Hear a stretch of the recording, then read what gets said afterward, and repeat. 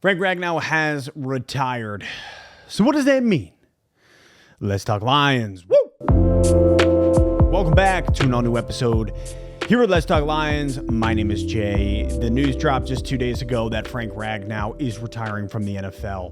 And I feel like I now know what the Rohirrim felt like when they watched Aragorn on the eve of battle with Gimli and Legolas head into the crevice, the crack in the mountainside. Because, you know, Aragorn's going, he's trying to go get the men, all the ghosty people, right? And everybody else watching Aragorn, and they're like, you son of a you're abandoning us. That was the initial feeling, but what we got to understand is who Frank Ragnow is and everything he has done for the Detroit Lions. So I'd like to say, Frank, to you, thank you. Thank you, man. Thank you for everything you have done. Frank Ragnow was a stalwart. He was 2018 draft pick. Like, he comes here when we are just disheveled, when Matt Patricia is driving us headfirst into the ground, pile driving. Frank Ragnow was elite. He was elite. And everything that he gave us was elite. He was the anchor of this offensive line. Ragnow played through some of the craziest of injuries constantly. And he played through them. Like, it took a lot to get Frank on the sideline. I think back to, obviously, he had the toe injury most recently, but, like, you can't forget about a fractured throat. Dude played through a fractured throat. That is something that my brain is not able to even understand. Those words. Ragnow was one of the very best to play the position. And he was the anchor of this offensive line. He played through constant injury. He gave us everything he had. And I am so thankful that the man got to see sustained success over 2 years. Like I wish it was longer. And it would have been longer. And I love that in his post, he was like, man, I want to play, but I got to do what's right for me and my body. And it's been a trying many months trying to decide, is this happening or not? And it's not like he wants to walk away from the game. It's just the body can only handle so much. And when you are in the trenches, you're just beating your body up against the other guys play after play after play after play. That's why running backs don't last long and O-linemen are thick. But Frank Ragnow was one of the very best there's ever been. And if there was anybody who was extremely, like, the most dependable guy on this team, I think it was him. I think it was Frank. It sucks. It sucks. Again, I feel like the Rohirrim being like, oh, there goes Aragorn. There he goes. Because Frank is that pivotal.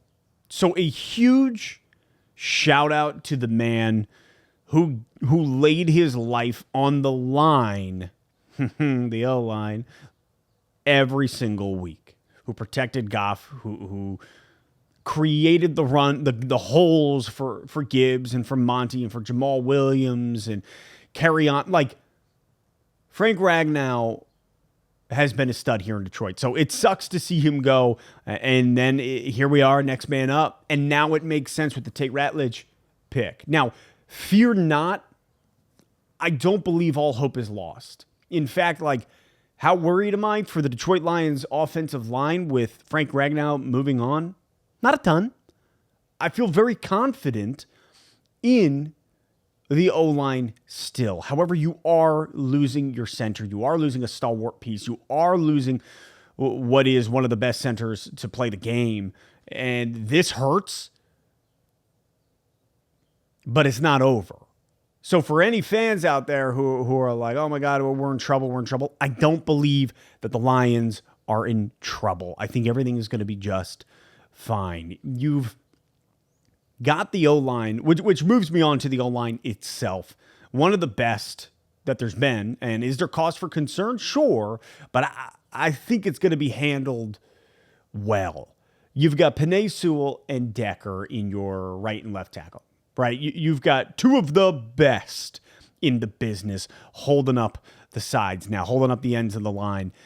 From there, Mahogany actually played. He got a couple reps last year, and he played fairly well coming down the stretch.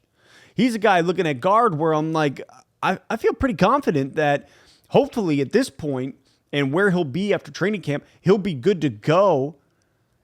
Leaving you with, now, Zeitler leaving is a huge oversight.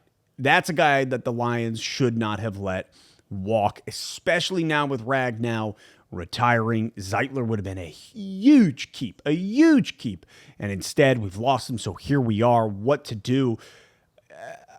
I mean, you've got Tate Ratledge, Graham Glasgow. You've also got Skipper. You also got Manu. There's still a couple guys here that we can fill in the gaps. It's just a matter of how's that depth, right? Because if you got Decker on the left, you got Sewell on the right. We throw Mahogany in there. Glasgow has taken reps at center. There were a few times last year, maybe a game or two, where Ragnow was out, or we rested him, and then boom, there's Glasgow taking those snaps. However, this is where Tate Ratledge comes in, right? This is where drafting him in the second round. Now we look back and it's like, well, praise God. At the time, I was like, okay, here's the succession plan potentially for Frank Ragnow.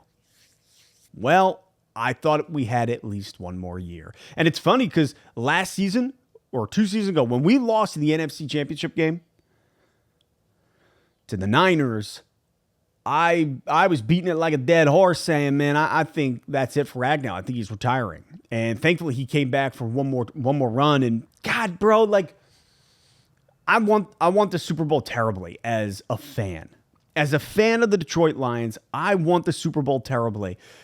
But more than anything, I want it for these guys, and I wanted it for Ragnow. I want it for Decker. I want it for Glasgow. Like, I want it for the old guard. And the old guard's leaving.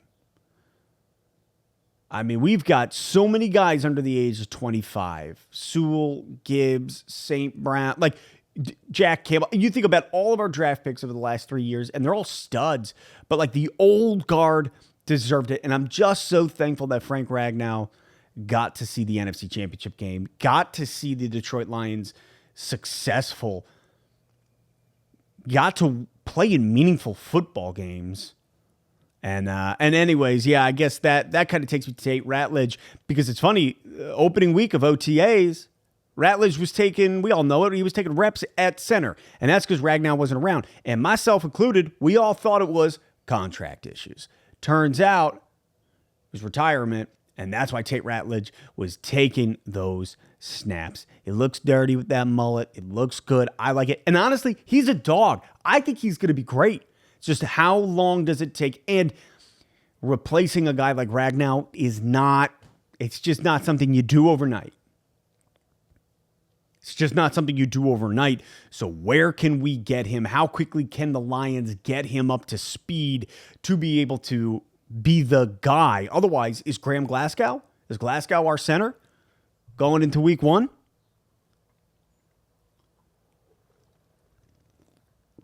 Founders, Dirty Bastard. Now that's a beer. Scotch ale. I like it because it's full. It's kind of got that full, which is why I'm really a stout guy in general. I don't really like doing porters or lighter when it comes to brown ales, things like that. It's just never thick enough. But something like this Scotch ale comes in at 8.5%. It's full. It's got a little tang. Nice bite. Man, that's a beer. That's a beer. Drop your thoughts in the comments. You ever have the Founders Dirty Bastard? It's delicious if you haven't. I don't think that there's a huge cause for concern on the O-line. Still got Decker, still got Sewell, Mahogany showing up, and then what's Manu going to be? Does he become something? That's a guy that I'm really hoping for. And then after that, obviously Glasgow and Ratledge and what's the other guy's name? Awaski was something like that. See if he steps up. All in all, how does this affect the run game? How does this affect? It's going to, because again, Frank is not replaceable overnight. And is Ratledge going to be the guy? These are the questions we got to ask ourselves. I don't think we need to freak out, But it is a huge bummer coming into the 2025 season. So, Frank, thank you, man. Thank you for everything you've done. Thank you for who you've been on and off the field. You're a stud. You're a stud. And sad to see you go. But hey, man, that is it. That is it for this episode of Let's Talk Lions. Thank you for hanging out.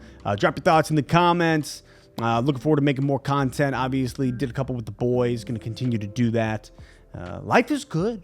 Life is good. It's really nice to have a studio space. Kind of changes the game, changes everything. But yeah, man, that is it. Thank you for hanging out. Thank you for being a part of what we're doing here. And I will catch you next time on Let's Talk Lions.